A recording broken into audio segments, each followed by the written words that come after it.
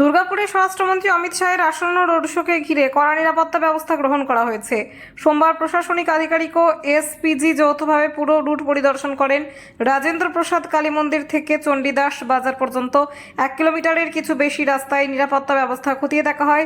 রাস্তার দুপাশে ছোট ছোট মঞ্চ তৈরি করা হয়েছে, যেখানে বিজেপির মণ্ডল কমিটির কর্মী সমর্থকরা অবস্থান করবেন। অমিত শাহের আগমনে বিপুল জনসমাগমের সম্ভাবনা রয়েছে। পুলিশ প্রশাসন যান চলাচল নিয়ন্ত্রণ এবং ভিড় নিয়ন্ত্রণের পরিকল্পনা নিয়েছে। নিরাপত্তা ব্যবস্থায় কোনো ত্রুটি যাতে না থাকে তা নিশ্চিত করতে কড়া নজরদারি চলছে। প্রশাসন ও এসপিজি যৌথভাবে পুরো রোড শো এলাকা জুড়ে নিরাপত্তা পর্যবেক্ষণ বাড়িয়েছে, যাতে কোনো অপ্রীতিকর ঘটনা না ঘটে। কেন্দ্রীয় স্বরাষ্ট্রমন্ত্রী এই রোড শোকে কেন্দ্র করে নিরাপত্তার চাদরে মুড়িয়ে ফেলা হয়েছে শহর দুর্গাপুরকে।